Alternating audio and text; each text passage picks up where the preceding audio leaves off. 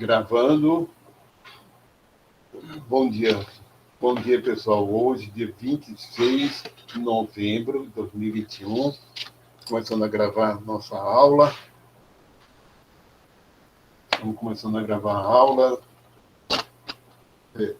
Bom dia, primeira parte da nossa aula. E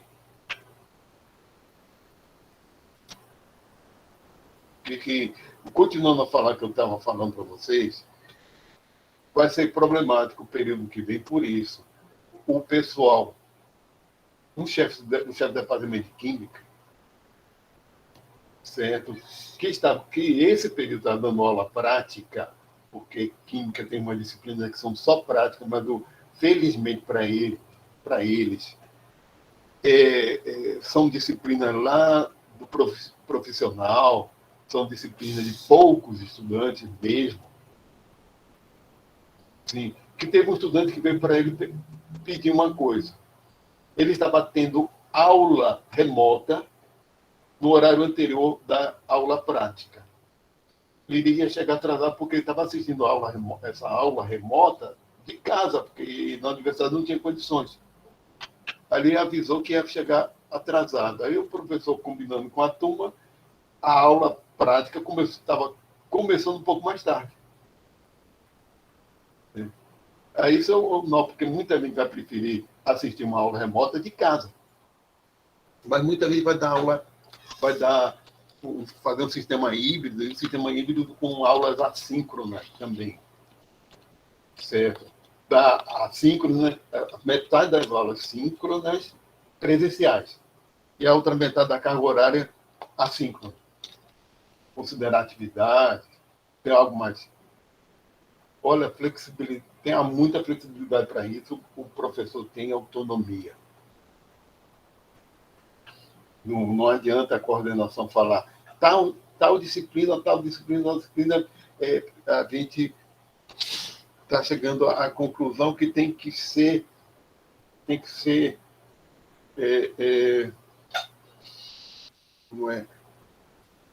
presencial. É o professor da disciplina que vai decidir, de acordo com as possibilidades dele. Como eu falei para vocês, Siqueira já avisou que vai ser remota, não presencial.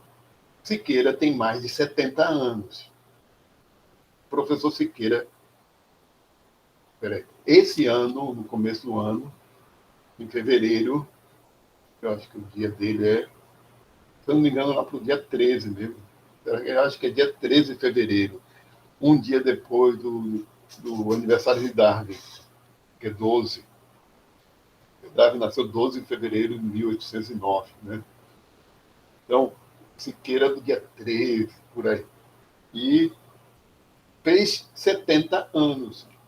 Ele está mais de 40 anos na universidade, porque ele não quer se aposentar.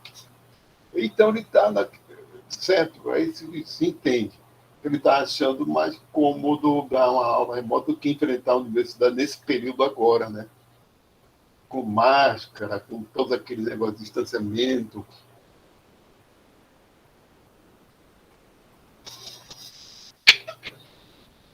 Certo. Mas vamos começar. E vou começar a apresentação, porque esses últimos dias é como se fosse agora para vocês um bônus. Certo? Tem alguns temas da contemporaneidade interessantes e ainda polêmicos, que eu vou entrar hoje. Se discute muito aí, questão, por exemplo, do racismo, questão de racismo, ou questão da sexualidade, e é muito bom, seria muito adequado um biólogo ter posicionamento, não querendo entrar em choque com os posicionamentos dos antropólogos, dos sociólogos, dos psicólogos, mas às vezes eles partem para... Eles também têm uma tendência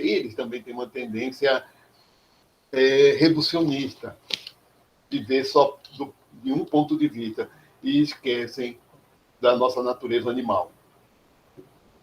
Esquecem que nós temos instintos, temos uma natureza animal e nós não somos só cultura. Nós temos uma cultura simbólica altamente desenvolvida, mas também tem outra coisa que eu não falei para vocês quando falei a teoria da dupla herança, etc., porque eu enfatizo tanto a parte da questão da cultura simbólica, mas como eu coloquei para vocês, animais também têm cultura, certo?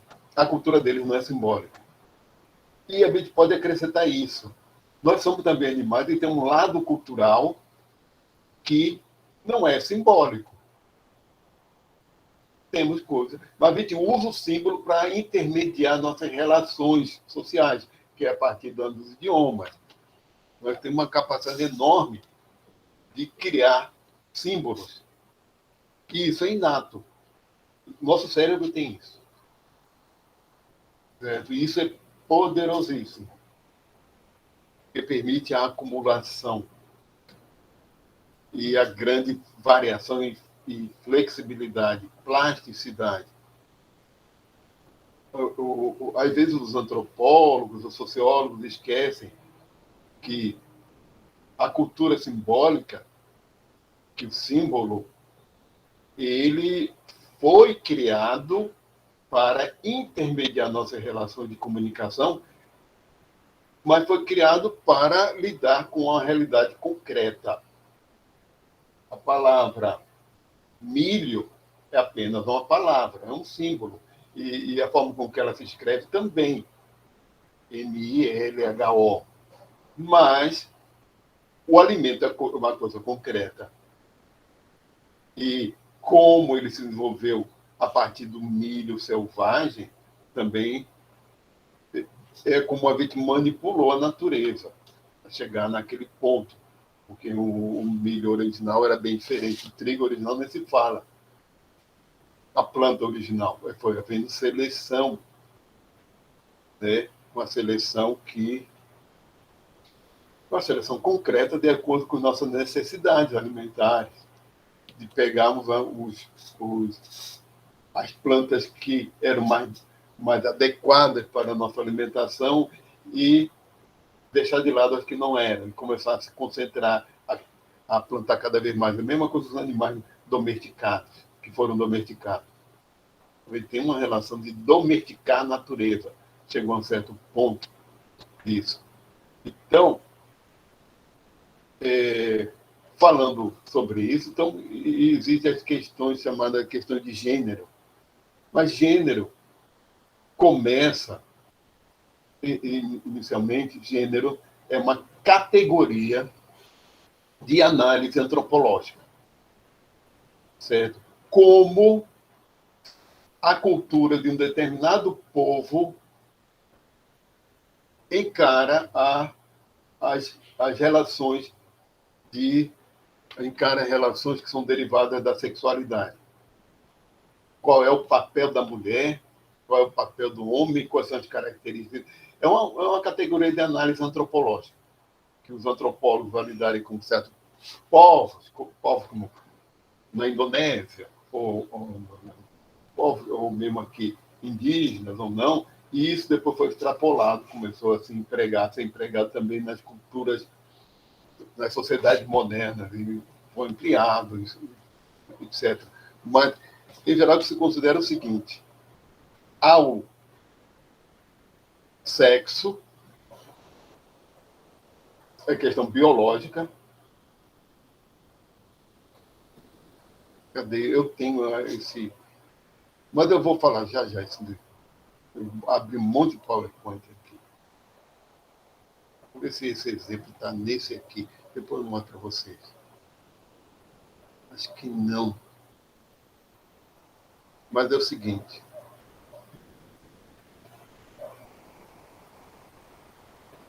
Não está aqui. Depois eu tenho que ir atrás disso aqui para vocês. Tem um bocado de coisa aqui, ficar aqui para os últimos dias. Tem o sexo biológico, que pode ser masculino e feminino, ou o intersexo, que se usa atualmente esse termo, né, ao invés de hermafroditismo, porque pode variar um bocado, né? De acordo com a formação embrionária, pode variar um bocado esse intersexo. Então, hermafrodita não é uma coisa só, né?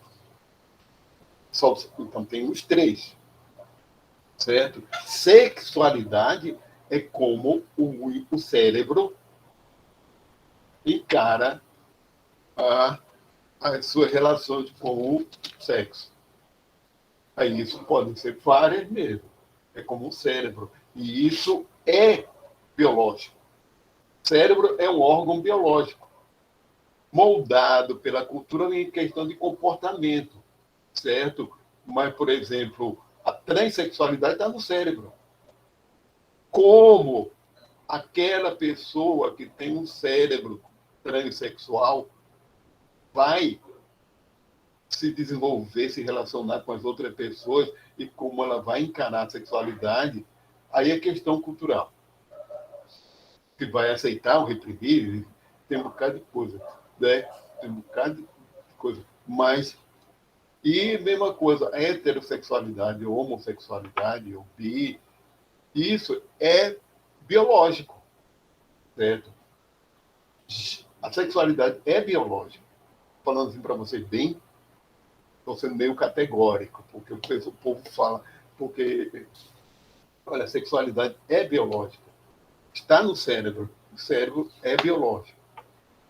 Mas comportamento, forma de se vestir, a etiqueta, aí tudo isso é cultural, né? Forma de vestir, eu não sei nem como é que surgiu esse negócio de azul para homem e rosa para mulher. Isso aqui, esse ponto de vida eu peguei emprestado da minha mulher, tem esse negócio em rosa. Mas não sei não sei nem como é que surgiu esse negócio de rosa. Isso depende também muito da cultura. A cor vermelha, por exemplo, o milamismo não é usada por homens. As coisas assim. Eu sei que existe efeito psicológico das cores, que é uma coisa mais biológica, mas esse negócio, essa distinção é meio bem artificial mesmo. Vamos. Tem umas outras coisas, porque tem a origem da sexualidade, tá,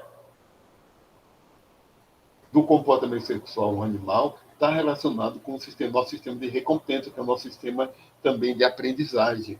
Está tudo interrelacionado, certo? O sistema, porque é o sistema de recompensa que sente prazer. Do lado neuroquímico é o sistema da dopamina, certo? Que as drogas sequestram o sistema dopaminérgico. E o sistema não é um só, né, de recompensa, né? Tem vários, mas em termos de origem muito, muito antiga. Eu comecei a falar sobre isso, isso é um dos pontos que eu acho que biólogos têm que saber se posicionar. Olha, nem tudo que é biológico é genético, mas o que eu já li sobre sexualidade, há muitas evidências que têm origem genética. Vou falar isso depois para vocês. Mas a gente sabe que o desenvolvimento embrionário não é apenas genético. Tem ações epigenéticas, tem influência também do meio em que aquele embrião está inserido, né? Faz muita diferença entre aquele embrião e o feto se desenvolverem numa mulher que é fumante ou se ela não fosse. Faz diferença. Ou se ela consome álcool ou não consome. A saúde da mulher acaba afetando mesmo a alimentação dela, afeta o desenvolvimento embrionários, a mesma genética. Vai ter diferenças aí, vai afetar.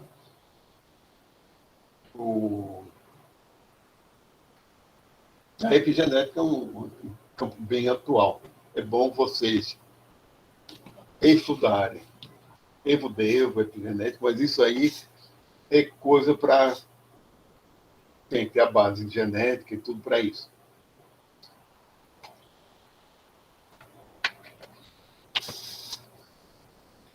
Bem,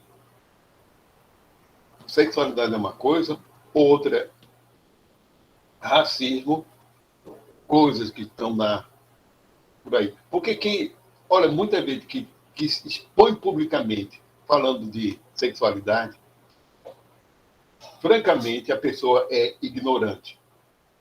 Racismo, muito mais ainda. Se fala por aí, demonstra uma ignorância muito grande. Racismo, mais ainda. O racista é um ignorante. É um ignorante. Alguém tem a tendência a falar em, parece ouvir falar em ignorante. Curto, eu estou sendo curto e grosso. Certo?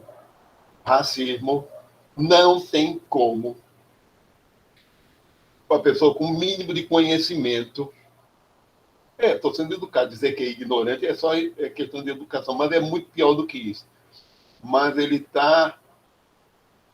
Mas como é que o Watson faz declarações racistas? Ganhador de prêmio Nobel de genética. Uma coisa que não tem base genética nenhuma. Retornando a Darwin. Cadê o. Como é que eu coloquei aqui?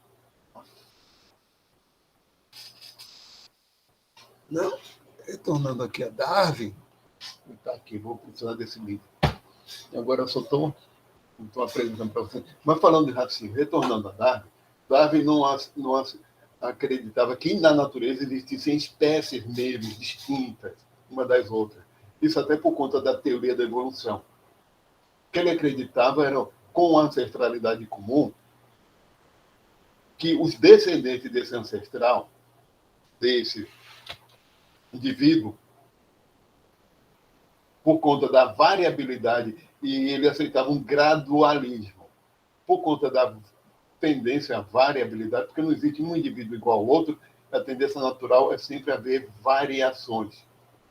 Depois a gente sabe que a questão de genótipo, fenótipo e acaso, mutação, mas como ele não sabia da época de mutação, porque a mutação pode gerar uma variação maior, romper um pouquinho com o gradualismo, certo? Mas esse acúmulo de variações graduais ao longo de gerações, então, quanto mais gerações, mais variações iam se acumulando. E esses indivíduos iam ficando cada vez mais diferentes do ancestral em comum. E ocupando nichos, ocupando ambientes diferentes, se eles se espalhassem e chegassem a ambientes diferentes, iria haver pressão ambiental para conformações, eu diria hoje, fenótipos diferentes entre si, iam se acumulando, até que chegaria um momento em que haveria dificuldade de compatibilidade reprodutiva, de tão diferentes que estavam, mas poderiam formar híbridos. E se acumulasse mais diferenças ainda, eles não seriam mais compatíveis em termos de reprodução. É o que a gente, na nossa classificação, poderia considerar como espécies diferentes. Mas ele não aceitava, ou seja, vocês veem que isso é um pensamento que há uma graduação, há um espectro de variações grande, mas é um espectro contínuo e que não há delimitação rígida. Se isso era... E para a raça, então, que ele considerava mesmo, como todos os descendentes do mesmo ancestral em comum, que, ao se espalhar pela Terra, em termos de espécie humana, ao se espalhar pela Terra, fomos submetidos a ambientes diferentes. E prevaleceu caracteres diferentes entre grupos, né? Os africanos mantiveram certos caracteres que são adaptados ao clima e à insolação de lá, enquanto os outros foram favorecidos com pele mais clara, com um tipo de óleo, um tipo de cabelo, dependendo do local. Ou seja, se para Darwin não existia espécie, quanto mais raça, como algo, como uma categoria biológica. Então, raça não é uma categoria biológica, é uma categoria cultural. A gente pode dizer que existem etnias, mas raças não. Quanto mais raça superior, pior ainda. Variabilidade. Imagina se todo. Vamos falar com aquele pensamento do nazismo. Imagina a humanidade toda ser loura de olhos azuis, vivendo na África, vivendo no Saara, vivendo no Ártico. É possível? Não. A vida não ocuparia todos os ambientes se tivesse o mesmo tipo físico. Quanto maior a variabilidade, melhor. Então, assim, se existisse pureza racial, isso não existe. Simplesmente não existe. Como é que... Então, assim, seria adequado casamento entre parentes, né? Para manter a pureza. E isso só faz concentrar as doenças, só faz aumentar a tendência a doenças, né, genéticas, aumentar a probabilidade. Até porque só faz aumentar a probabilidade de doença genética, esse tipo de consanguinidade. Pureza racial significa consanguinidade. Isso não existe. Né? Então, não existe pureza racial. Porque simplesmente não, como ente biológico não existe raça. Existe o ente cultural, como ente cultural. Mas é a questão de, olha, são outros 500, né? Outra história, quando a gente fala que tem que haver um dia da consciência negra, etc. Isso tem que acontecer por questão cultural também, do que aconteceu com os africanos aqui no Brasil. Isso tem que haver. É uma reparação social e histórica. Tem que haver esse momento de reparação. Certo? Se eu vou para um lugar, eu estou falando assim, se eu vou para um lugar e eu sou tratado de determinado modo por causa do meu tipo físico, quem está me tratando, e se a pessoa estiver relacionando o meu tipo físico com uma categoria racial, então essa pessoa está sendo racista comigo. Não interessa, ela está me tratando bem. Do mesmo jeito. Bem ou mal, ou se eu for até... Não interessa a forma de tratamento. Se a pessoa... É porque é preconceito. A pessoa não me conhece e me trata de determinado modo por associar meu tipo físico com uma categoria racial e por isso ela está me tratando. Bem ou mal. Não interessa. É racismo do mesmo jeito.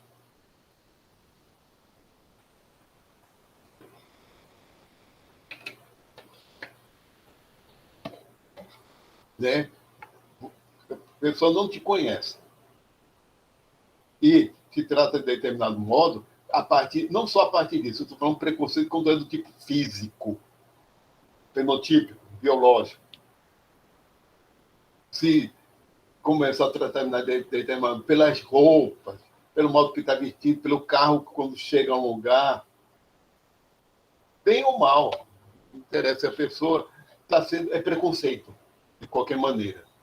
Tratar bem porque a pessoa se veste bem ou está demonstrando riqueza, ou mesmo mal, porque a pessoa pode antipatizar com gente rica, gente snob, e tratar mal sem conhecer.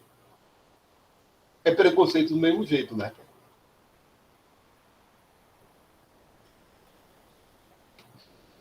né? Às vezes ser tratado do jeito que a gente aparenta, sem a pessoa conhecer, é preconceito. É a pessoa avaliar sem ter subsídio, sem ter um mínimo subsídio, avaliar pela aparência. Né? Toda avaliação superficial pela aparência é preconceito, é preconceituosa. Bom, vou começar aqui a mostrar minha tela para vocês. Vamos falar aqui, continuar um assunto que eu coloquei aula passada.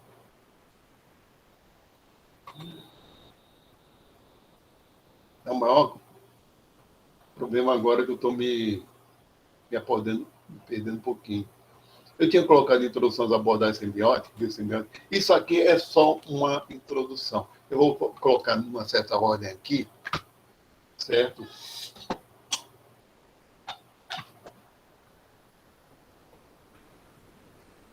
Existe um campo que a maioria dos autores chamam de biosemiótica, que são as abordagens transdisciplinares à vida como processamento, matéria, energia e informação. A questão dos códigos biológicos, ou como um ser interpreta ou interage com o meio em termos de interpretação de informação. Olha, até uma simples bactéria. Por quê? A argumentação é o seguinte: para o primeiro ser vivo ter tido sucesso de sobrevivência e reprodução, por mais simples que ele seja, ele tem que ter a capacidade de certa forma, colocando entre aspas, ler o mundo dele, de interpretar para poder. Então, a base é essa. Mesmo um ser sem sistema nervoso. Quando na evolução surge o sistema nervoso, que ele foi necessário aos animais por conta da locomoção, da busca de alimento, da reprodução, da busca de parceiros. Então, justamente os seres vivos, os animais, que têm locomoção, é que começam a desenvolver um sistema nervoso complexo.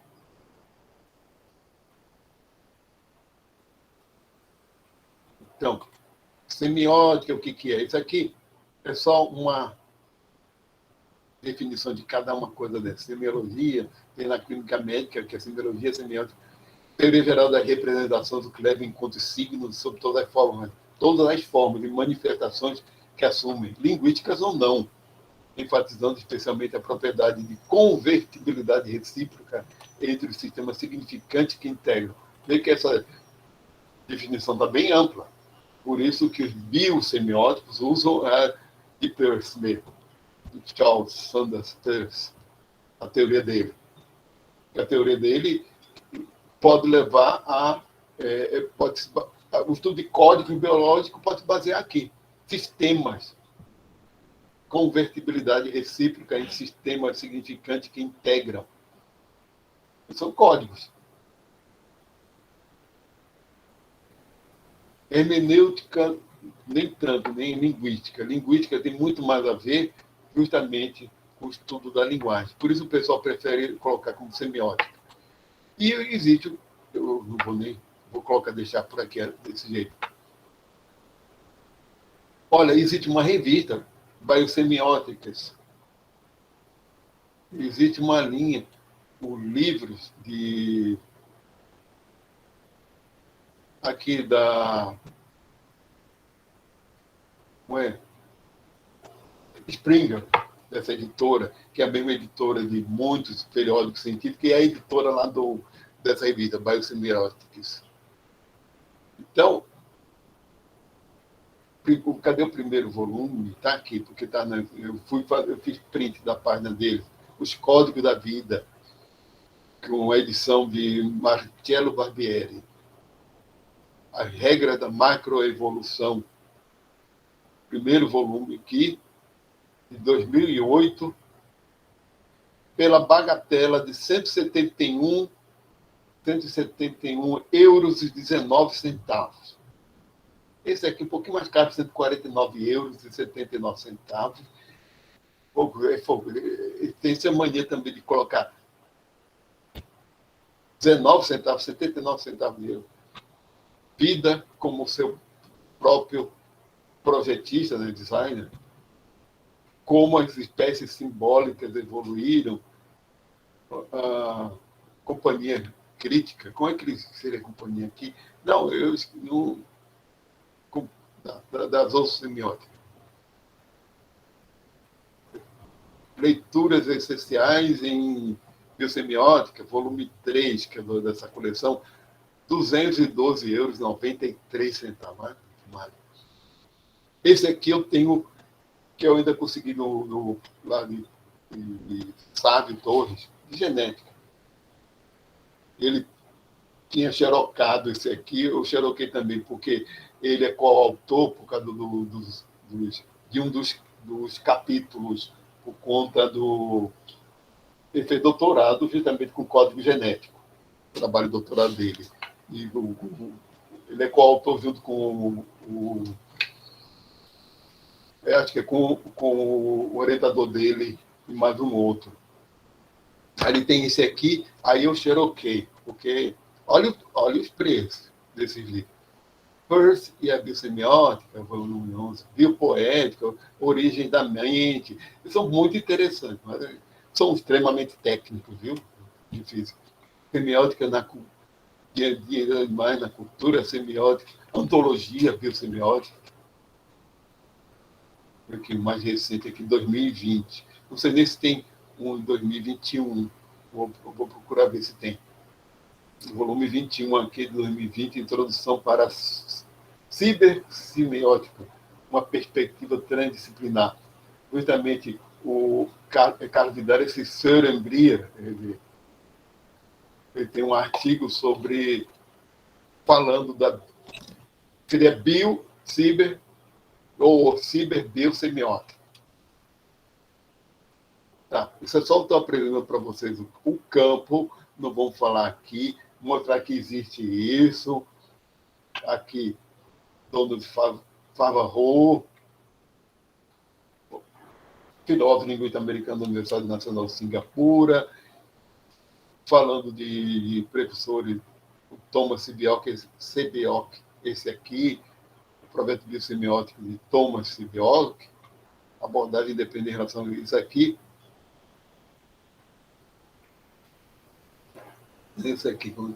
Isso aqui eu tenho também xerocado, que eu consegui em PDF. Xerocado não, perdão. PDF mesmo, isso aqui é PDF. Mas outros autores aqui, Campo, aqui o Marcello Barbieri, da Universidade de Ferrara, na Itália. Ferrara, se não me engano, acho que não é Toscana, é ali vizinho. Ali no centro da Itália. Código da Vida, Introdução para a Biosemiótica, Formação, Código de Sinais. E, olha, eu vou aqui só mostrar o termo de conteúdo que tem nisso. Porque é um conteúdo extremamente técnico. Código da Vida, conteúdo. Certo? Coloquei a tradução do que tem lá. Código de sequência biológica, mecanismo da evolução, seleção natural e convenções naturais.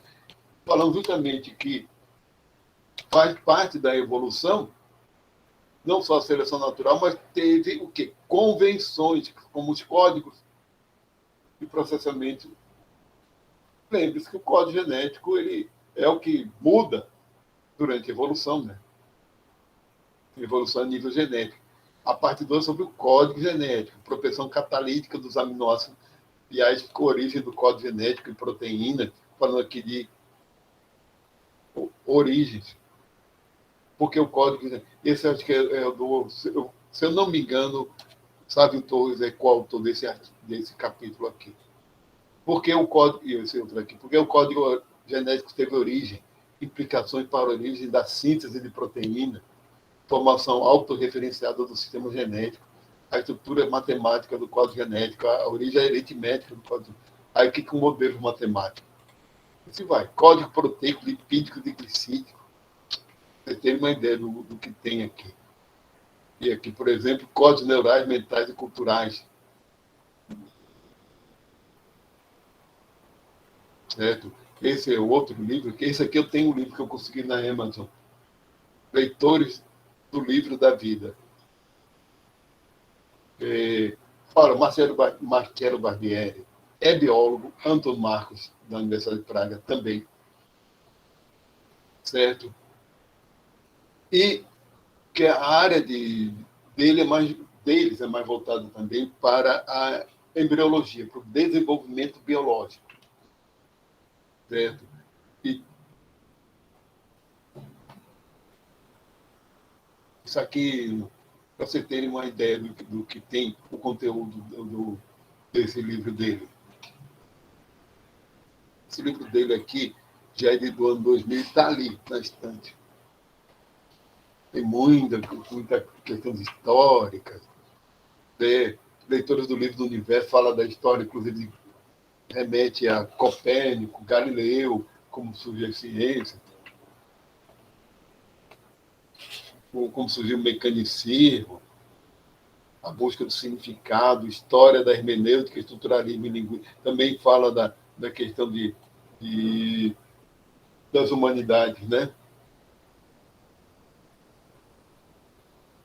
Biologia, do mecanístico ao eidético, né? O darwinismo, estrutura biológica, chance, e a biologia Lysenkoïr, está falando de Lysenkoïr, o campo biológico, no sentido de campo da física. Isso aqui eu coloquei. Epigenético, espectro do vitalismo, superorganismo, a metáfora da linguagem vida. A vida como uma categoria hermenêutica. A proposta dele é a seguinte, porque ele considera que simplesmente o estudo de códigos biológicos não supera o mecanicismo. Ou, digamos assim, não supera uma abordagem mecanística, de passo a passo. E essa abordagem mecanística é reducionista, não tem jeito, não vai conseguir explicar o fenômeno vida. Para explicar esse fenômeno vida, ele tem que ser encarado como uma categoria hermenêutica. A vida, ou seja, como um processamento a vida como não uma relação de códigos internos com as informações externas, sim a vida como um processamento interpretativo do ser, do sistema, que é um ser vivo, em relação ao seu meio. Aqui outro exemplo, aqui só estou mostrando como é. O Caleb com deputado de Tartu, e aqui o Sorembria. Cibersemiótica, na fundação, uma teoria, nova fundação de novos fundamentos, perdão, uma nova fundamentação seria melhor traduzir, uma nova fundamentação para uma teoria transdisciplinar da informação, cognição, comunicação significativa e integração entre natureza e cultura. É uma coisa bem ambiciosa, viu? É uma integração entre ele mesmo fala, aqui o resumo, que seria uma proposta de uma teoria para integrar conhecimento de primeira pessoa com segunda e terceira. Do qualia ao conhecimento de terceira pessoa, passando pelo quê? Pelos processos de comunicação. Certo? Abordagem biosemiótica, aqui eu vou fechar antes para deixar de pôr. Introdução, já tinha falado sobre isso.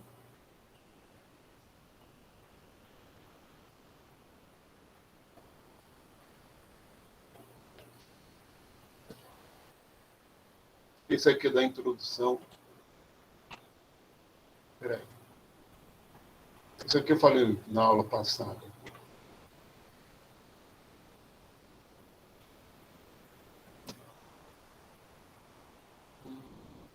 Você que já está falando, aqui a introdução eu vou dar. Bom, com os meus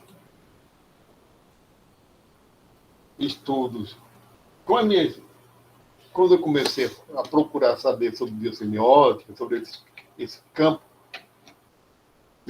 que estava relativamente recente, é difícil achar coisa em português, muito difícil. Relativamente recente, apesar de ser já ser dos anos 80 para cá. Mas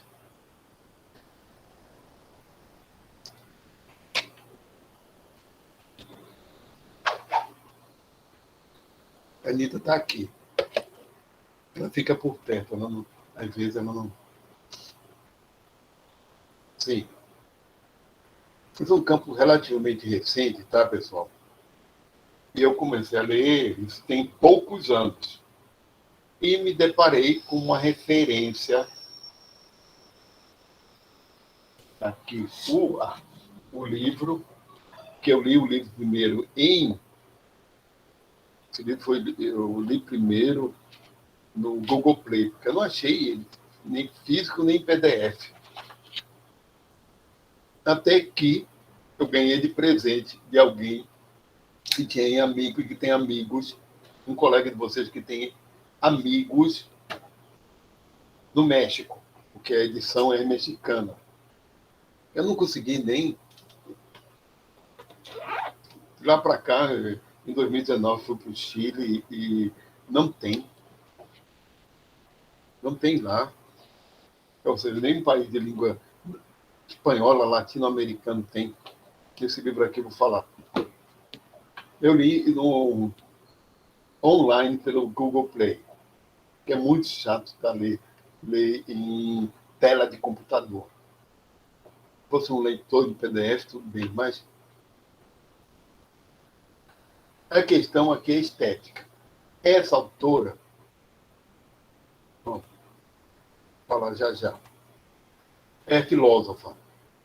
E eu tomei o contato com ela e depois com outros a partir dela.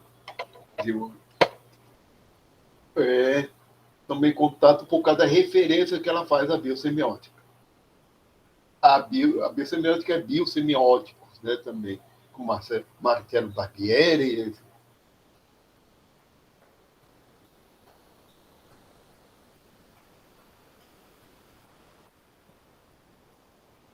Cadê meu celular?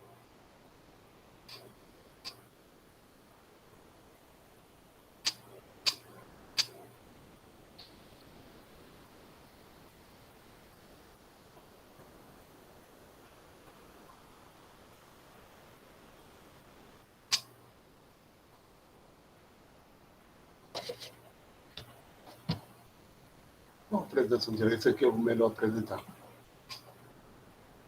Isso aqui, essa imagem é de uma caverna na Patagônia. A Caverna das Mãos.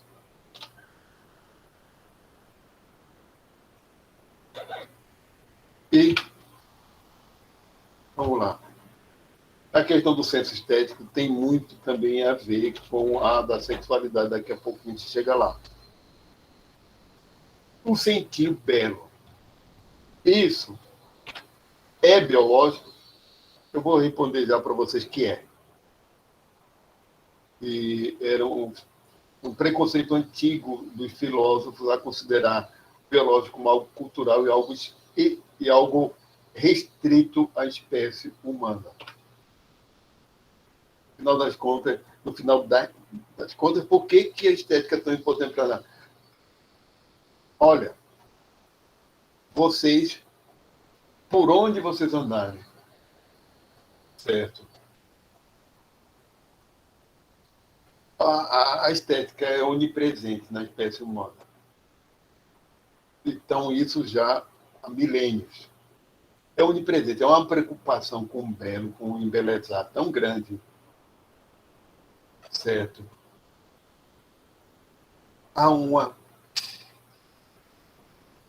Maria, cadê ele? Eu estou aumentando a pilha. Aqui do meu lado tem uma... a pilha dessa... O livro está nessa altura.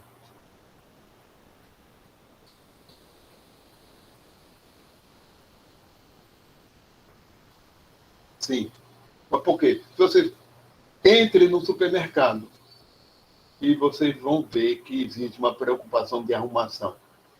Só da arrumação, da apresentação do ambiente.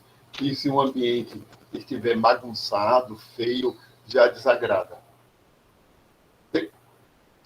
A embalagem de um produto, se não fosse importante, bastaria o conteúdo do produto, né? E a gente tem a informação daquele conteúdo.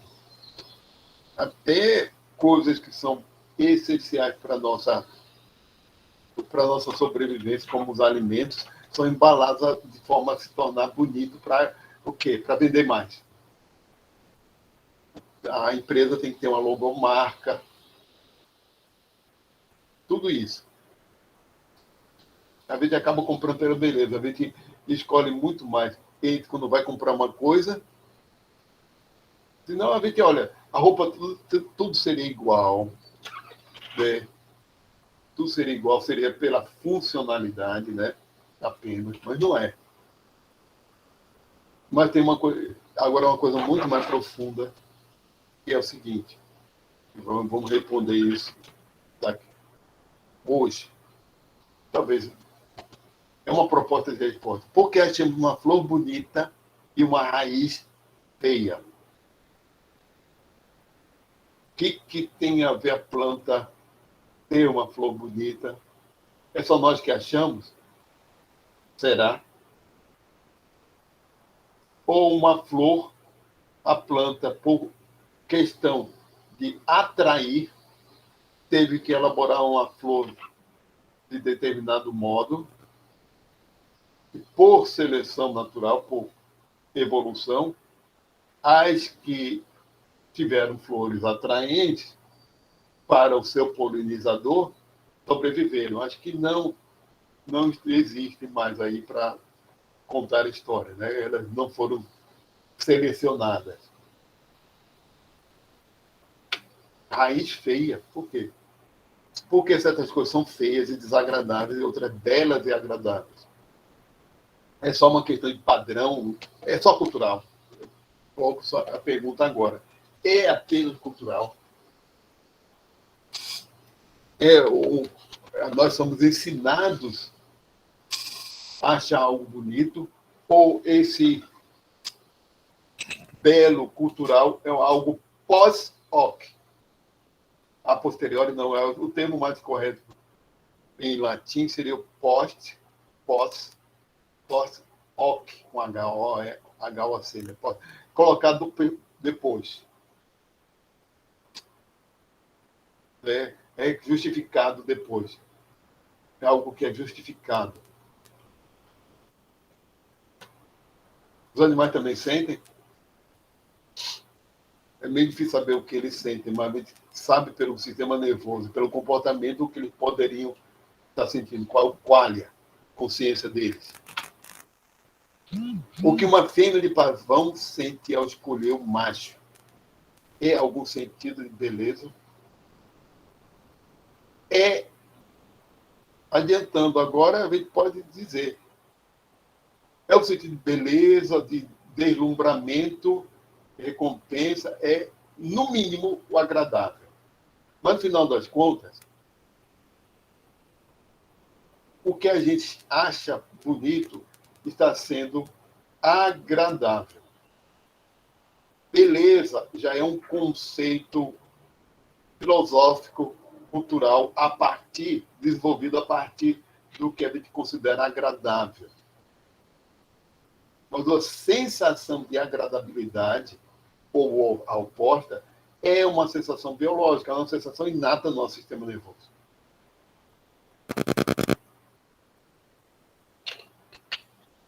Certo? Porque vocês podem notar tudo aquilo que a gente observa, ou na natureza, que a gente observa e gera uma reação emocional. Não vou dizer tudo aquilo, mas muita coisa é uma reação, uma reação instintiva, porque é emocional. Ativa lá o nosso cérebro reptiliano, que é muito antigo. A cognição é muito mais recente e a gente elabora. Certo? De fato, nós estamos imersos num ambiente muito, mas muito cultural, que não dá para separar bem o cultural do puramente biológico e puramente cultural. Então, como a gente já colocou lá na teoria da dupla herança, não tem como separar. O problema é esse. Nós somos animais culturais. Não tem mais como separar. Mas, em alguns casos, a gente pode dizer aquela reação mais visceral, mais emocional. A emoção é algo muito antigo, certo? Eu tenho apresentação aqui sobre a evolução das emoções, mas eu acho que ficou faltando algumas coisas ali. A emoção é algo... Olha, não existe emoção ruim ou emoção negativa e positiva. Todas as emoções são biologicamente importantes, evolutivamente importantes. Existe grupo de emoções. Eu vou até então abrir para vocês depois. Porque as emoções foram que permitiram aos animais sobreviverem na natureza. Certo? O animal, para poder sobreviver na natureza, certo? O sistema nervoso desenvolveu respostas fisiológicas para isso e o animal sente essa resposta fisiológica com medo, raiva, a partir da descarga de epinefrina e norepinefrina, da raiva para ele poder lutar e ultrapassar um obstáculo, ou, dependendo da situação, ele vai fugir do obstáculo, fugir do predador, sentir medo, ou sentir a alegria. Então, esse sentir a emoção, que em primeira pessoa é qualia, ele está sentindo um processo fisiológico de resposta a estímulos ambientais. E se ele não sentisse, ele não conseguiria reagir adequadamente, ele não sobreviveria. Tem que reagir a estímulos ambientais de forma adequada. Ou para se proteger, ou para avançar, ou para resolver coisas, como se alimentar, procriar. E tudo isso ativa o nosso sistema dopaminérgico, o sistema dopaminérgico, que é muito antigo mesmo. E depois eu vou falar algum sentido evolutivo nesse senso estético. Então vamos lá. Olha, a convergência, uma certa convergência desses autores que eu vou apresentar para vocês, é que sim, tem origem, o senso, não estamos falando do conceito de belo, e sim do senso estético. Esse senso estético é emocional. É produto da evolução. Opa. Eu tinha escolhido isso aqui, mantive aqui. A questão da nossa arte também. Nefertiti era considerada uma mulher bela. E seria hoje em dia também. Vocês podem notar os pescoços, que ela tem um padrão, até porque os egípcios eram magros, né, etc. Existem povos que já têm um senso, digamos assim, uma cultura mais voltada para o fecheirinho. Então, agora, de qualquer maneira, Nefertiti, olha, tem um rosto, até que ponto o rosto dela era esse mesmo. O olho aqui não é pintado, que é para não ficar perfeito, para não dar inveja às deusas. Isso aqui é algo ritualístico. Não terminar um dos olhos, acho que é o olho esquerdo, que não pode ser. Mas até que ponto o escultor mudou a aparência dela para ficar mais bonita, a gente não tem como saber. Eu não sei se reconstruir o rosto dela a partir de restos mortais, não sei se existe no caso de Nefertiti, mas você pode notar bem as proporções, porque o nosso senso estético, de qualquer maneira, mesmo em culturas em que se aprecia corpos mais cheinhos, de qualquer maneira, as proporções se mantêm, regras de proporções, que tem muito a ver com equilíbrio, um equilíbrio visual, né? Então, ela poderia ser uma modelo fotográfica tranquilamente. Dizem que era baixinha, mas os lábios, o modelo do nariz, as proporções aqui, formato de queixo, e a longilínea, esse pescoço alongado, pelo pescoço a gente vê que é uma pessoa longilínea. E eu me lembro, agora eu vou mudando de assunto um pouquinho, me lembro com a leitura lá de Yuval, sobre padrão de beleza masculina.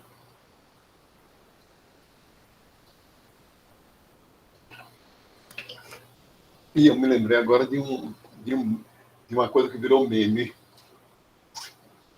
Mas virou meme aqui, isso aqui, uma coisa que virou. Isso aqui é uma pintura de Luís XIV, né? Quadro pintado em 1701, ele estava com 61 anos, se não me engano, tinha casa dos 60 anos. Luís XIV, na época que ele era vivo, a França era o país mais poderoso do mundo, o mais rico, e ele era o monarca mais rico, e é o auge do absolutismo, né? O Estado sou eu. Ele está aqui, de boca fechada, raramente sorria para não mostrar a falta de dentes. Era completamente calvo, mas era moda usar esse tipo de peruca na época. Olha o que eu quero mostrar aqui, em termos de padrão de beleza, agora a parte cultural, né? Aí envolve questões de gênero.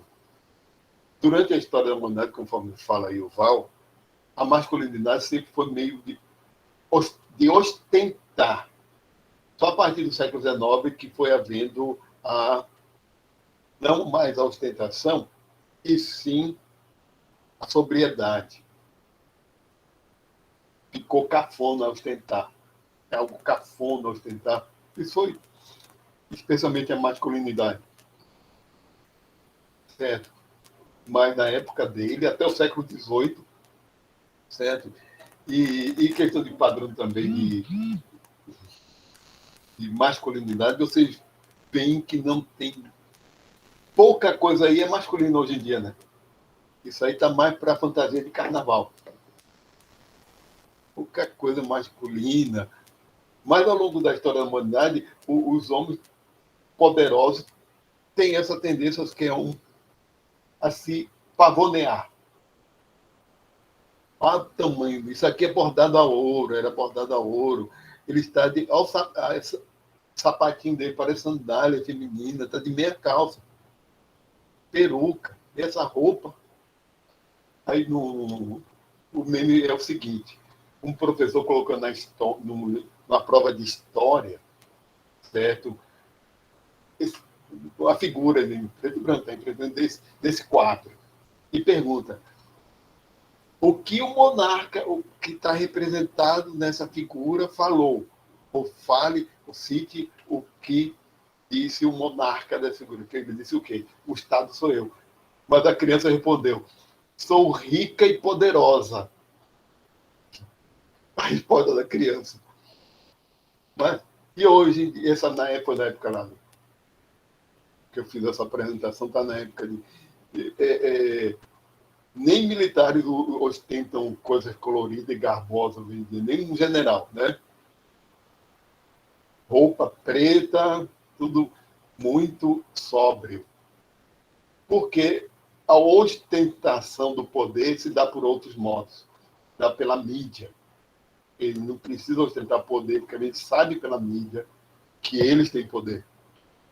Aí virou cafona ostentar poder. E só povão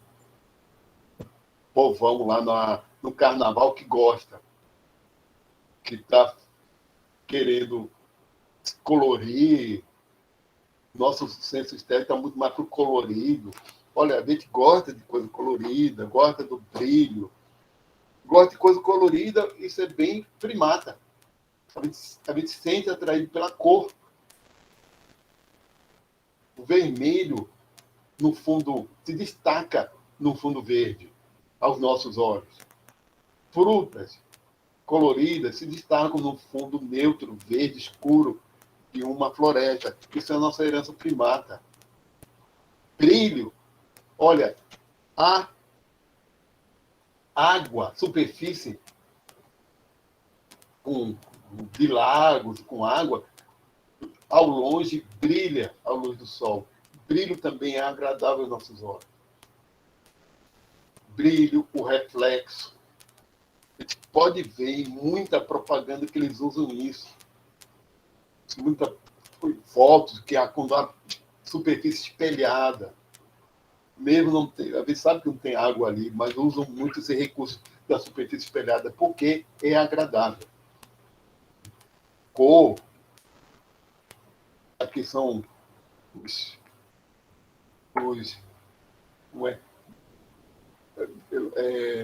guerreiros de lança, os lanceiros, né? Guerreiro.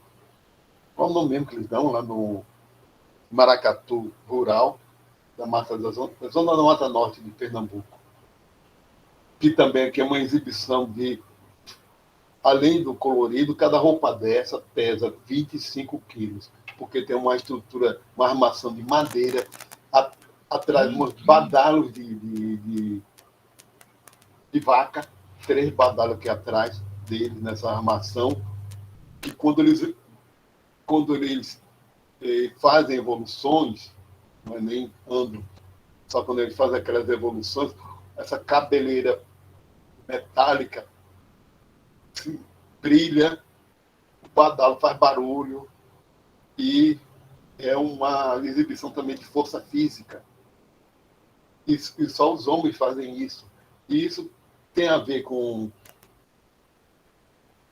nossas origens biológicas, sim. É exibição para as fêmeas. Tem a ver nesse sentido. Tem alguém pedindo para entrar? Espera aí. Não. Isso tem a ver com o quê? Exibição para as fêmeas. Aqui os caretas de triunfo. Também esse fantasia colorida. Olha, muito da cultura humana, certo? Da cultura humana, da arte. Inclusive, Darwin já falava disso. Tem uma origem biológica, certo? Mas talvez seja muito, simplificando as coisas demais, dizendo que tudo é só uma questão de pavoneamento, de se exibir. Mas, depois eu falo. Já, depois. É porque eu estou mostrando esse tipo de coisa aqui, de imagem, de festas. São festas públicas. Então faz sentido o sujeito fazer tudo isso, né, para grupos. Digamos assim, eles estão como o pavão em relação a pavor, né? Talvez eu esteja simplificando, mas vamos chegar lá. Também o que a gente considera como arte, o que não é, mas a gente vai ver. Agora eu não vou falar em estética, em arte, etc., mas isso aqui, dois quadros foram pintados na mesma época, mesmo estilo, estou sendo rápido com você. Mesma época, mesmo estilo, certo? Esse é considerado uma obra-prima de Rembrandt, né? A lição da anatomia do Dr. Tulp. Rembrandt von Rijn van Rijn, nascido em 1606, falecido esse quadro em 1632. Isso é uma obra-prima, e esse aqui talvez vocês nunca tenham ouvido falar. Lição da anatomia de Thomas de Kaiser, mesma época, talvez tenha sido uma moda. E esse quadro é considerado ruim em termos artísticos. Por quê? Mesma técnica, mesmo estilo, o cara também é um bom como técnico, a parte técnica. Só que em arte a gente não só avalia a técnica. Isso aqui é uma obra-prima. Acho que quase tudo que Rembrandt pintou foi uma obra-prima. Mas é um dos mais conhecidos dele. Olhem para a composição. Dá para explicar para você por quê. Olhem para a composição, olhem para as expressões dos rostos dos participantes daí. Olha, eles não posaram, eles fazendo uma foto. Ele leva meses, sei lá quanto tempo levou para pintar isso aqui. Então, o povo não ficou nessa pose para ele. Não é como um modelo, uma modelo que vai lá e fica posando para ele pintar. Gente querendo entrar. Aqui. Olha, então, leva meses para pintar isso aí. E uma obra dessa é o seguinte, Rembrandt, ele, além da composição estar muito equilibrada em termos estéticos, como ele arrumou as pessoas, isso tem muito mais a ver com uma cena que talvez ele tenha visto, mas ele depois arrumou,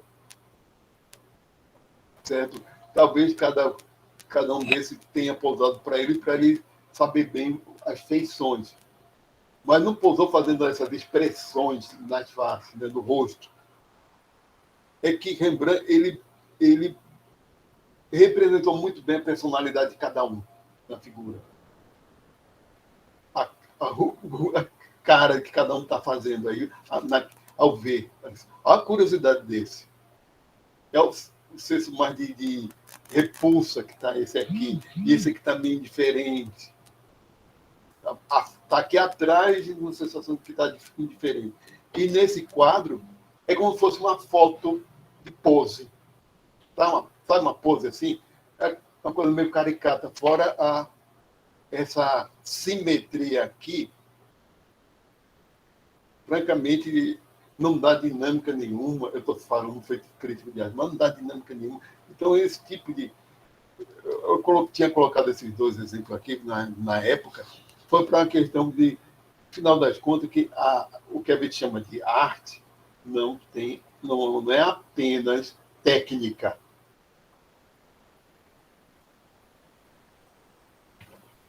E o povo está como se estivesse posando. Simplesmente, isso provavelmente foi, né? A autora, eu estava falando para vocês desse livro aqui, tá? O excesso indispensável, o indispensável excesso da estética, Kátia Mandoki.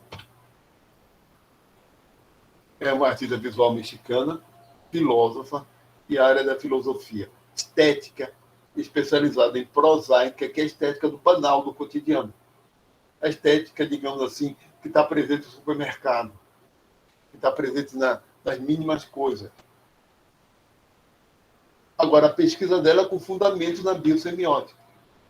Por isso, a fundamentação dela é na biosemiótica. Daqui a pouco a gente chega lá.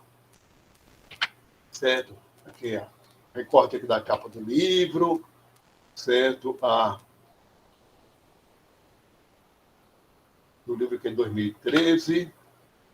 E o conteúdo. Eu não vou me deter muito no conteúdo, porque eu posso. Aqui são só. Essa parte aqui não tem animação, então vou deixar assim mesmo. Não vou deter muito tempo. Mas a proposta dela, que a estética tem origem biológica, mas ela vai muito mais longe. Aí eu acho que talvez ela esteja meio. Não viajando, mas querendo talvez ser generalista demais, sem essa necessidade. Certo? Ela.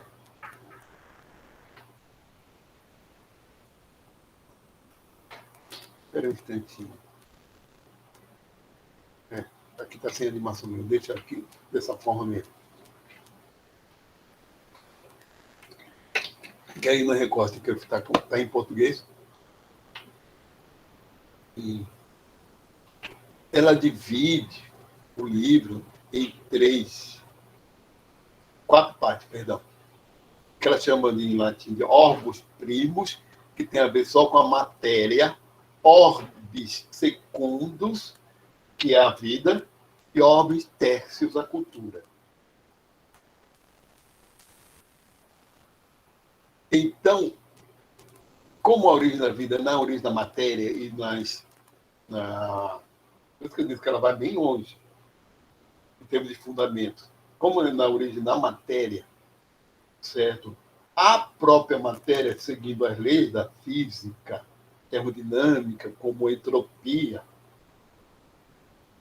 certo? A própria matéria tem que ter sensibilidade.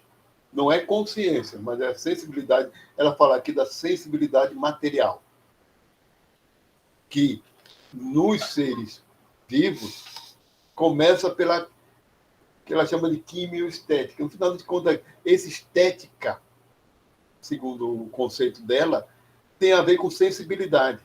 Ela usa um conceito bem amplo de estética que fala da sensibilidade. Então, essa quimioestética é a sensibilidade, no sentido geral, e então a sensibilidade das moléculas. Como que as moléculas, dá um monte de exemplo, mas que as moléculas biológicas elas interagem entre si de acordo com aqueles padrões que você vem e vão ver em bioquímica, em biologia celular, a sinalização celular, que um hormônio, como eu falei antes, falado como epinefrina ou adrenalina, são sinônimos, né? Mais popularmente se usa mais a palavra adrenalina, mas o termo tecnicamente mais correto é epinefrina. Então, o hormônio como a epinefrina é liberado pelas adrenais a partir de um sinal, de um comando do sistema nervoso, que fez isso a partir dos sentidos do animal, e vai lá e cada epinefrina pode ser direto. Não tem hormônios intermediários que vão em cada epinefrina direto a partir do sistema nervoso para lá. E justamente de áreas do sistema nervoso bem antigas, que todos os animais têm. Perdão, fui muito geral. Pelo menos todos os vertebrados têm. Não sei outros. Agora, sobre outros, agora não sei, no caso da epinefrina. Mas a epinefrina é liberada na corrente sanguínea e certos órgãos têm o receptor da epinefrina, que é uma proteína de superfície que a epinefrina vai lá e ativa, provoca mudanças. Então, esse tipo de interação, ela chama de quimioestética, que é a sensibilidade das próprias moléculas. A reatividade. Então, o sentido de sensibilidade tem muito a ver com a reatividade. Certo? Citoestética é a célula, como o comportamento dela como um todo. Título das plantas, a gente pode até citar daqui a pouco exemplo. Tem a zooestética, que tem a sensibilidade dos animais, e a zoopoética já é do comportamento dos animais, como a construção de ninhos e outras coisas assim. E aqui é a questão de cultura humana. Cultura animal e depois humana. Tá? Também animal. E que o senso estético vai levar a um que ela chama de excesso, que é como tem naquele exemplo do Luís XIV, que a estética vai muito além do senso estético do apenas funcional.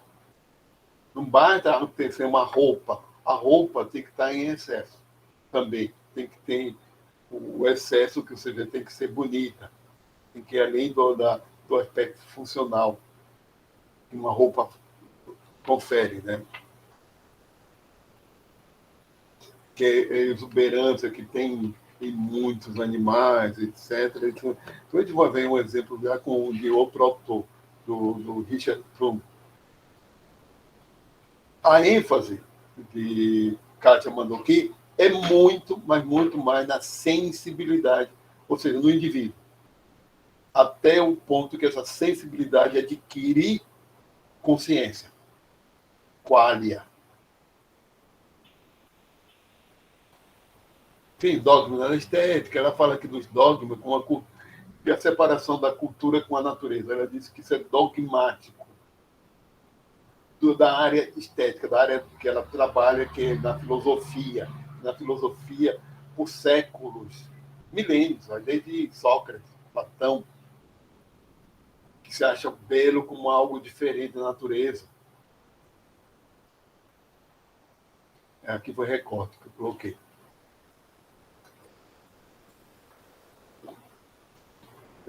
Aqui tem o conceito de estética, está aqui, sensibilidade, do grego astenastai, estenastai, astenastai, eu acho que estenastai parece. Eu não sei grego. Nada. É uma língua até bonita de se ouvir, o grego moderno, pelo menos. Vocês ouvirem gente falando grego, algo bem agradável aos ouvidos.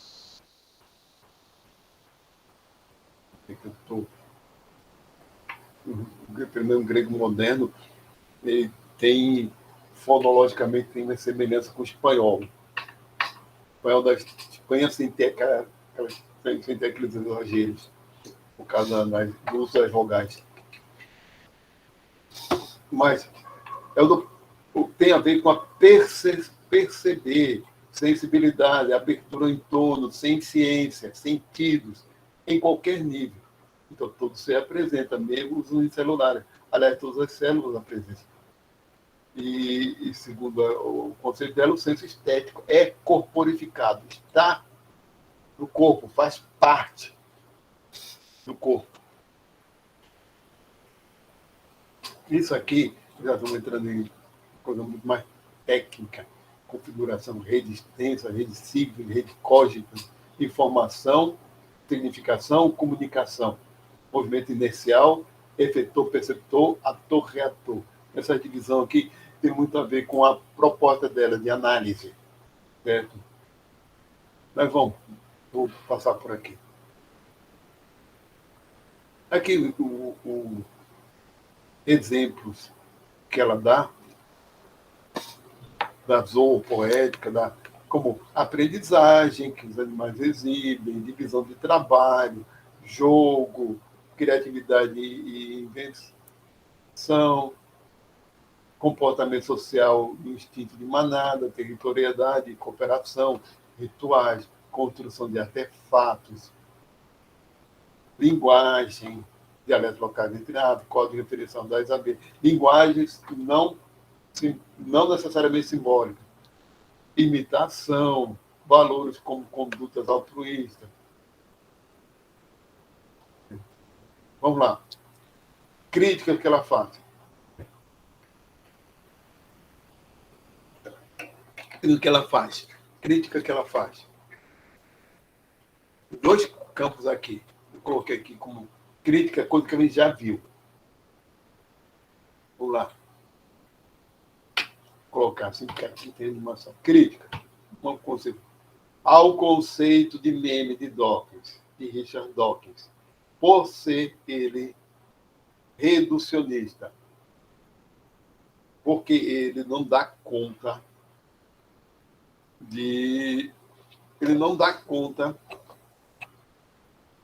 ela faz a mesma crítica que outros fazem. Ele não dá conta do que é cultura. Nem ele, nem o de Edward Osborne Wilson também tem um conceito semelhante, que é o Kulturgen. Eita, saiu com Kulturgen. Eu acabei... Saiu um sotaque alemão agora. Kulturgen. deve ser em inglês, ficaria culture gene. Culture gene, né? Gene cultural. De Edward Osborne Lewis, que é muito semelhante de meme. De Dawkins. É meme de Dawkins, né? Como unidade de cultura, como algo atomizado. E isso não daria conta. Olha, esses conceitos não dão conta de explicar certos fenômenos, inclusive culturais. Fenômenos que vão desde o biológico, como o senso estético que ela apresenta demais, certo? É questão de unidade mínima de cultura. Não tem como ter unidade mínima de cultura. E ela fala também que nos anos 1960, 70, havia uma busca de unidade mínima de sentido na semiótica. Bisema, semema, mitema. Mitema de mínimo, semema de semiótica.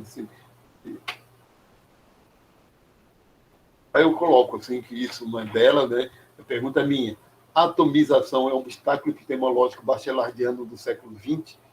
Bachelard não fala de atomização como um obstáculo epistemológico. Existem vários obstáculos epistemológicos ao longo da história, nossa história do conhecimento. O que é um obstáculo epistemológico? Olha, quando se desenvolve uma teoria, uma escola de conhecimento, ou uma teoria científica, em determinado momento histórico, determinado contexto, aquele próprio conhecimento fica embutido dele, por causa dos pressupostos desse conhecimento, que fica embutido nele certos pressupostos que criam obstáculo para conhecimentos novos. Como o mecanicismo. Teve-se que superar o mecanismo, superar os obstáculos presentes no mecanicismo para gerar conhecimento novo, porque os próprios pressupostos do mecanicismo geraram empecilhos para o desenvolvimento. Só quando começou a se abandonar é que se desenvolveu a química, a termodinâmica, a biologia. Olha, durante o século XX, a partir do começo do século XX, se procurou a atomização de tudo. Ou seja, a atomização que seria a busca das unidades mínimas de tudo. Unidades mínimas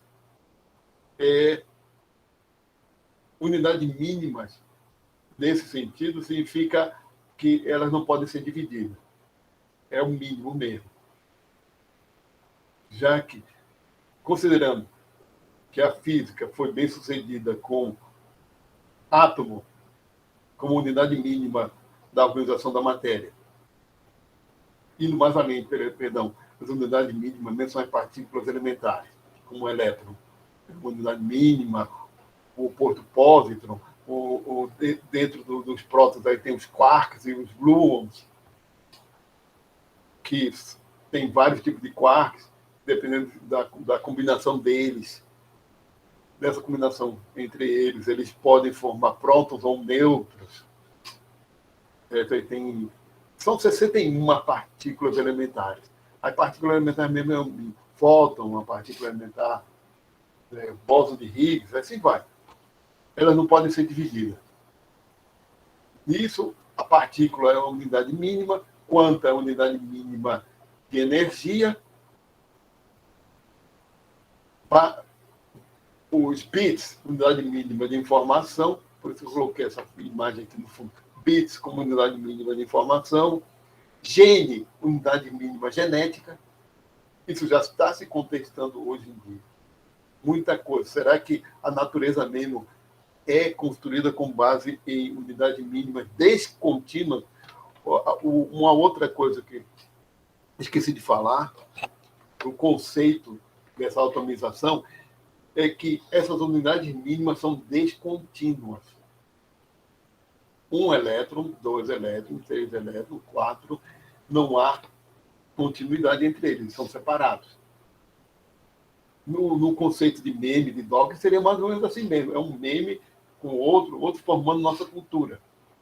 Seriam unidades mínimas descontínuas. A atomização considera a descontinuidade. Mesma coisa dos bits no computador, são descontínuos. Não é um espectro contínuo. Certo? E eu coloquei aqui um obstáculo epistemológico, parte do tipo bachelardiano no século XX. Querer as unidades mínimas, descontínuas de tudo. Né? Mas vamos, continuando. Crítica também à teoria da dupla herança de Richardson e Boyd. Ela faz críticas à teoria da dupla herança de Richardson e Boyd e das concepções de Jablonka e Lamb. Cadê? Está ali o livro de Jablonka, está ali. A questão é, agora a crítica que ela faz a eles, tanto a Richardson e Boyd quanto a Eva Jablonka e Marion Lambert, a crítica é que não é que falta a esses autores, certo, uma semiose, porque aí é uma crítica já mais profunda, já é uma coisa mais profunda, certo? É que realmente a teoria da dupla herança pode estar bem formulada do jeito que está, e as concepções de Jablonka e Lamb na evolução em 4 dimensões está também bem elaborada, não é isso? A questão é que quando tanto Richardson Boyd quanto Eva Jablonka e Marion falam em cultura humana, eles não fazem uma integração com o conceito de formação. Falta o quê? Uma teoria de semiose. Falta um conceito de semiose. Porque realmente nenhum desses autores faz referência à biosemiótica, nenhum deles. Falta um conceito de semiose a esses autores. Essa é a crítica. Agora, aqui já é uma coisa que já está entrando na vanguarda, né, disso.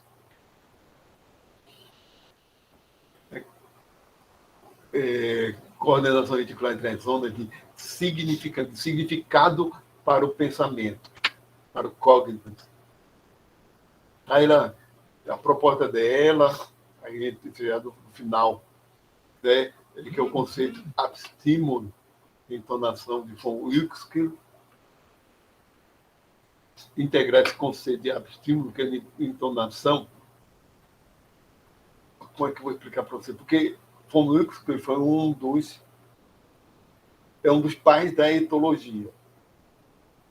E está muito próximo desse linguagem, ou linguagear, de Maturana e Varela, dos chilenos. Né? E tem o princípio de coordenação e de cooperação. Olha, o que elas propõem é que teria que se fazer uma análise, empregar alguns conceitos para a gente saber quando significado puramente biológico vira um significado mental, mesmo, e inclusive entre animais. Estão falando de cultura humana, certo? E isso não é simples. A coisa não é simples, não. Certo? Isso não é simples. Quando isso tudo tem a ver com comunicação, todos esses conceitos têm a ver com comunicação entre os animais. Como eles se comunicam, quais formas, que para gerar resposta dos outros, dos companheiros de espécie ou até de outra espécie. As formas de comunicação. Coloquei passarinho cantando, que tem a ver com isso.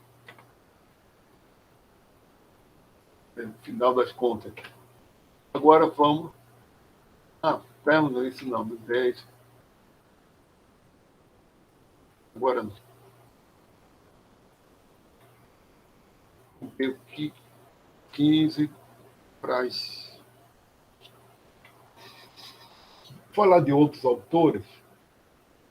Vou terminar falando desses aqui. Mas, e muito mais, vamos falar muito mais do Richard Prum. Autores contemporâneos, todos eles são, né?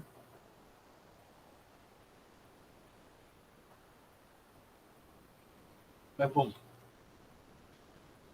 esse é de um livro dele, que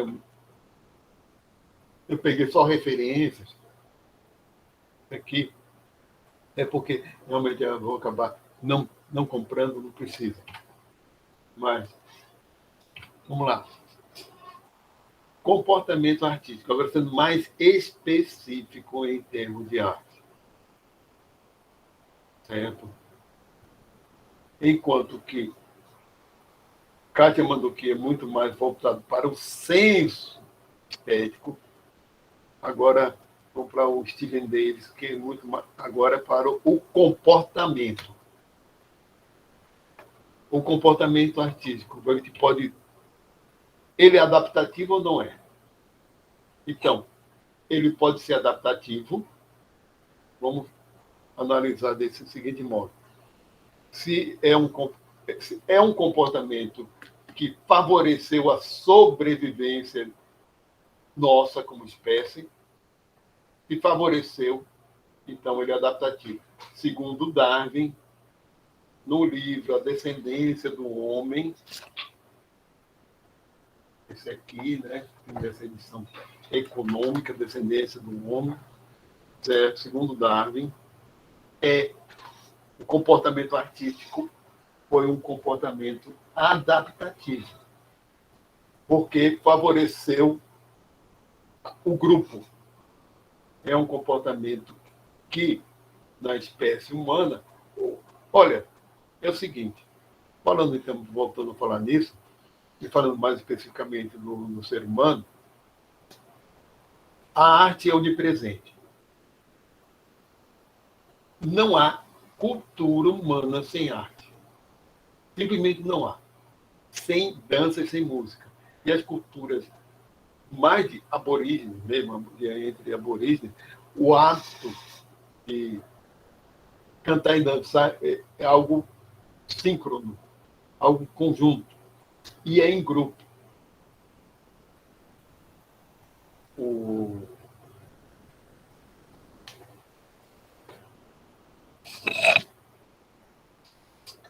Tem autor, certo? Eu pego para vocês, falando mais sobre. Tem um autor que descreve um colega dele, um autor que é neurobiólogo, e que estuda a neurobiologia da música. Tem aqui outra referência também. E dizendo que um colega dele foi antropólogo, foi ao estudar um grupo social na África, depois dele estar entrosado, ele foi convidado a participar da dança e canto conjunto com os outros daquela tribo. Aí ele ficou com vergonha e disse assim, mas eu não sei cantar. Os caras, os indivíduos da tribo, olharam para ele com a cara de quem estivesse dizendo, eu não sei falar. Ele olha assim, você não sabe falar? Não sei cantar. Porque lá o cantar com dançar é um ato de todo mundo. Todos eles cantam e dançam em momentos assim específicos, ou momentos na noite, fazem roda e cantam. Todos eles é um ato natural. Não existe a distinção entre cantor e não cantor, entre dançarino e não dançarino, e dizendo que esse lado cultural humano do canto e da dança como algo para um palco, para ser olhado por umas pessoas cantando e dançando e outras olhando, é algo muito recente, é algo da cultura ocidental. Muito recente. É uma cultura tribal, é algo integrado. Então, o próprio Darwin falava que isso era aqueles momentos do favoreceu a espécie, por quê? A questão da evolução pela seleção sexual. É o momento de se mostrar a destreza, a sua capacidade física e também o momento de coesão de grupo, do grupo se integrar, como é também das brincadeiras, dos jogos. Então, são eventos culturais com brincadeiras, jogos, contar história, que integram um grupo, fazem coesão de grupo, e isso é adaptativo. Porque favoreceu a sobrevivência. Então, ele analisa isso, porque nesse The Artful Species, o Stephen Davis ele faz análise das diversas teorias. Ou pode ser adaptativo, ou um efeito colateral do comportamento adaptativo, que o comportamento adaptativo, na realidade, é simplesmente o grupo integrado. A gente ter a cooperação. Isso que é o comportamento adaptativo mesmo, é a cooperação. E o artístico é um efeito colateral. Ou vestígio, a arte atual seria vestígio sem funções de comportamento adaptativo, é só um vestígio. Ou não há conexão entre arte e evolução. Então, ele analisa 4 pontos de vista. Então, não há nenhuma conexão. Mas eu acho meio difícil dizer que não há nenhuma conexão. Porque se a gente se atém só à nossa arte atual, vai dizer que não tem. A arte não tem nada a ver com a evolução. Mas a evolução, como eu sempre falo para vocês, o que a gente estuda em evolução é a origem e o papel para a sobrevivência e reprodução daquele comportamento, daquela forma. Não está mais preocupado, não existe essa preocupação em avaliar. A gente pode estudar arte sem estudar a evolução mesmo, certo? É possível. Mas será que a arte não tem, nosso comportamento artístico não tem nada a ver com a evolução? Eu acho que a resposta, para mim, a resposta seria não. Né? Que não há conexão. Sim, mas em termos de origens, se nossa cultura se desprendeu totalmente da natureza, é uma outra história, né? É uma coisa muito, mas muito recente, certo? Aí ele fala desses autores aqui. Anirudh, será? Pater, esqueci a nossa... Ele é um neurobiólogo que estuda a música, linguagem e o cérebro, mas principalmente música. E que a música é muito antiga para a gente, porque está no nosso cérebro. Nós respondemos. Do mesmo jeito que a linguagem está. E tem, ele cita lá, mas tem autores que consideram que a música surgiu antes da linguagem totalmente elaborada. Falando em linguagem, peraí, eu nem contei uma coisa, por exemplo, nós temos uma capacidade grande de formular linguagem, etc. Tanto é, isso já foi observado na história, muito recente, o chamado fenômeno linguístico, que é a creolização, a formação de línguas crioulas.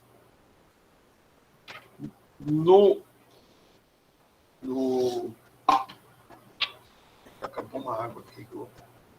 Vai para 1 litro, aliás, 1,5 litro de água com essa garrafinha hoje. São nem 10 horas.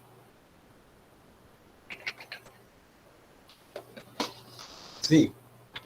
Olha, a criolização o fenômeno é o seguinte, que foi observado no Caribe, especialmente, porque são ilhas pequenas, ambiente pequeno, e que se trouxe escravos de um monte de canto da África, um não falando a língua do outro. O que aconteceu? Na primeira geração,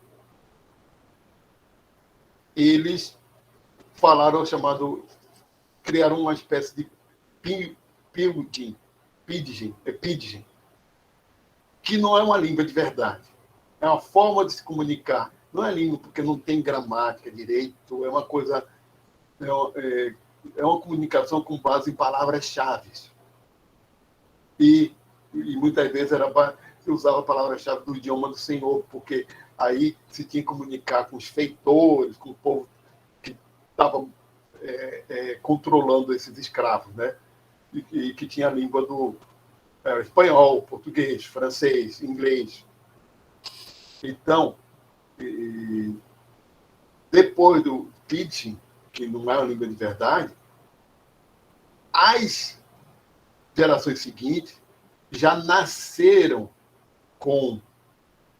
sem saber falar, né? As gerações seguintes já nasceram com o ambiente do pidgin, desenvolve a partir do pidgin uma língua de verdade, que é a língua crioula. Vira uma língua de verdade com base, então, a crioula com base no português, como é o papeamento de Curaçao. Curaçao vem de coração, né? A palavra Curaçao. Ou tem lá tem crioulo com base no francês, como é... Eita, estou esquecendo os nomes. Mas no Haiti. E com base no inglês também. Tem na Jamaica, quando tem uma baseado no inglês. E com base no espanhol também tem. Tem até com base no alemão, mas lá no Sudeste Asiático. Pouquíssima gente fala. Está em declínio. O que é uma língua crioula? Acaba sendo uma língua simplificada, em que o papeamento ele não tem gênero gramatical, não tem flexão verbal, tem linguista que acha que o inglês era uma língua crioula, que depois de muitos séculos deu uma sofisticada. Uma curiosidade que eu vi num vídeo falando sobre papeamento, sobre língua crioula, sobre papeamento, é que o Adnet fala papeamento. Mostra ele em Curaçao conversando com o povo. E é uma língua bem mais simples que o português, né? Em termos gramaticais. Então, nosso cérebro ele tem uma inclinação biológica a formular línguas. Como eu disse, é um fenômeno espontâneo. E essa formulação cerebral da língua é muito semelhante à da música. São manifestações do quê? Expressões de grupo, de comunicação. E tem autor que considera que a música tem anterior, porque ela expressa, a partir da entonação, o que a pessoa está sentindo. Não é simplesmente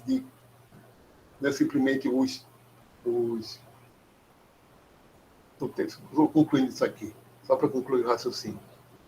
Olha, não é simplesmente a gente... Por quê? A teoria que diz é o seguinte: lá para o Homo erectus, ou até antes, algum antepassado nosso, antes de desenvolver a língua mesmo, simbólica, toda bem estruturada, ele começa a expressar o que sente a partir da vocalização, como os símios fazem. E com um pouquinho mais de... Então, da entonação, começa... então, se cria padrões de gritos de alarme, ou fala de alarme, de se comunicar. E há uma relação muito mais próxima a emoção. Isso do que simplesmente a linguagem. Então, de um certo momento, o cérebro começa a diversificar essas formas de comunicação das emoções, a partir da entonação, algo muito anterior à própria formação de conceitos.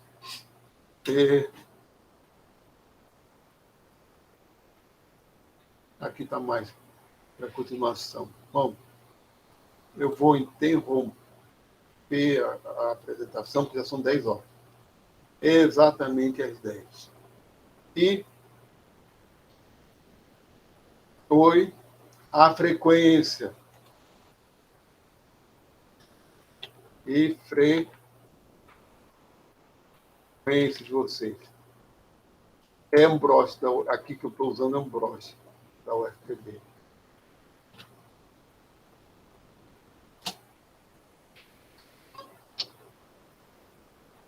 Frequência para a gravação.